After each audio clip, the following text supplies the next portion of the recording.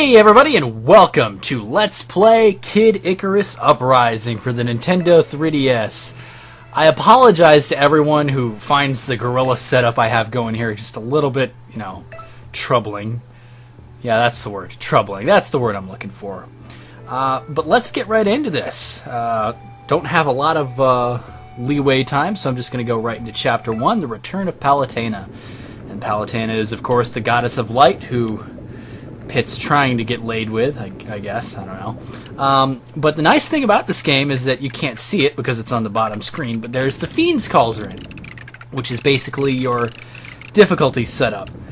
Now, it goes from 0, which is like giveaway. I don't think you can actually die on anything lower than difficulty level 2, unless it's to like an Orn or something like that.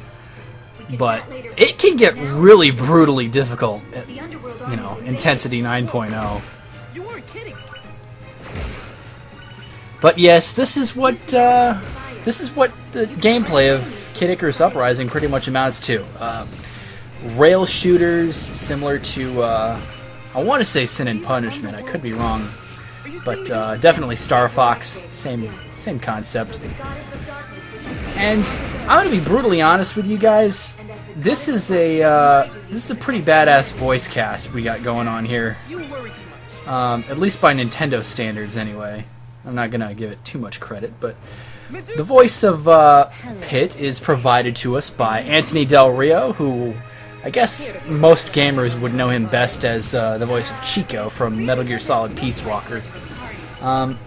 But the voice of Palutena, the goddess Palutena, is Ali Hillis, who is most well known for doing the voice of Lightning from Final Fantasy 13 and 13-2. So, it's a little bit of trivia for you.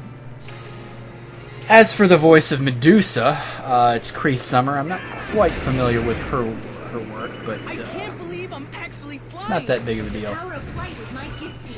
I'm going to be honest with you guys, it's really, really a good voice cast, considering the fact that the direction is really good, it's really solid, very comedic and things like that. But you saw all of that last episode, so I guess it's time for me to rave about the gameplay. It's very... The level of detail and customization, there's, I don't know, like 8 to 10 different weapon types. I'm not looking at it right now, but I mean, there's swords, there's clubs, there's Orbitars that you see me using right now. But each and every one of those has 12 different subtypes that have, different attributes like homing or things like that. And you can customize it even further by adding like extra added homing or extra shot range. It pretty much suits any style of gamer. If you want to be really fast, you can increase your running speed. If you want to be really strong, it can increase the absolute damage of your weapon.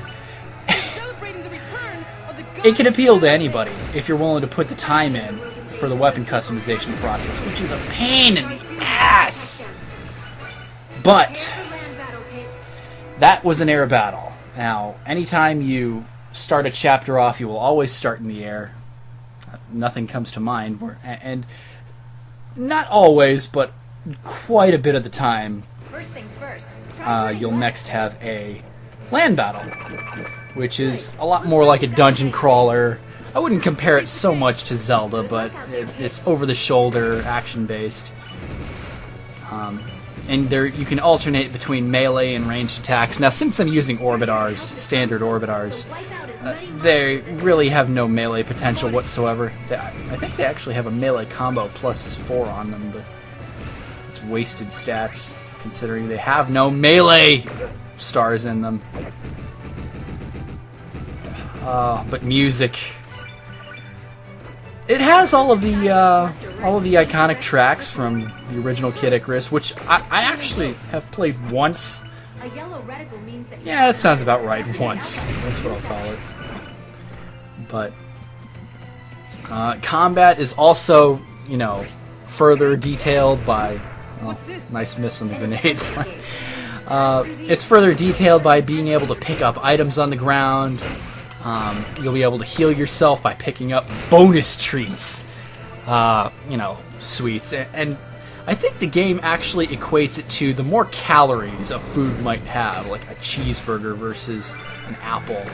The more calories it has, the more health it gives you. So, eat big, ladies and gents, because Pit burns those calories and he runs no risk of getting fat. Be a nice little bit of fan art. A really, really fat Pit atop a mountain of sweets. But as was described, that was an intensity gate. Most of them are pretty reasonable. Some of them are even as low as 2 or 3 difficulty. Most of them are middle of the road, like 5 or 6. Some of them are crazy, like 8 or 9.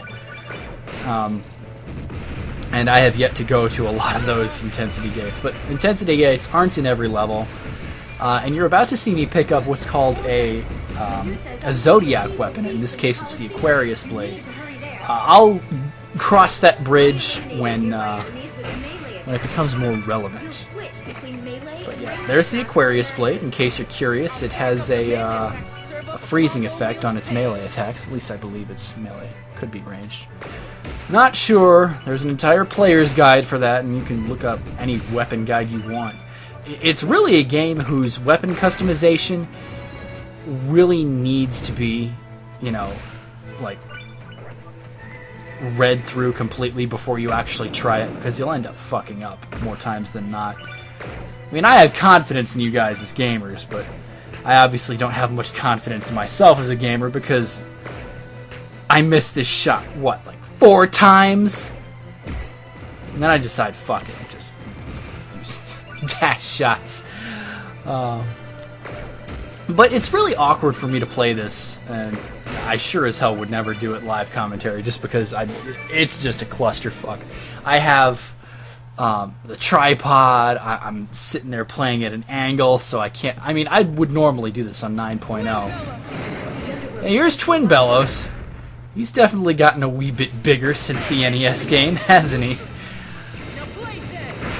But one thing that you're gonna notice in this game that you're not gonna notice, or in this game that you're not gonna notice in this episode, there is a lot of comedy to be had, lots of self-references, self-parody, so many references, breaking the fourth wall, references to other Nintendo games. References to Super Smash Brothers.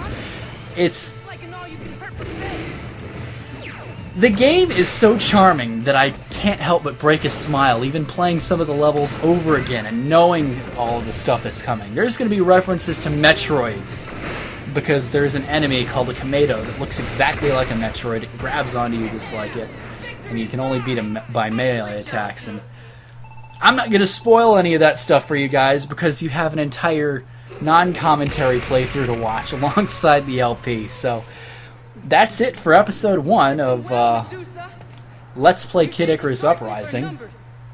This was the return of Palutena, and next is, what is it, Magnus and the Dark Lord or something like that.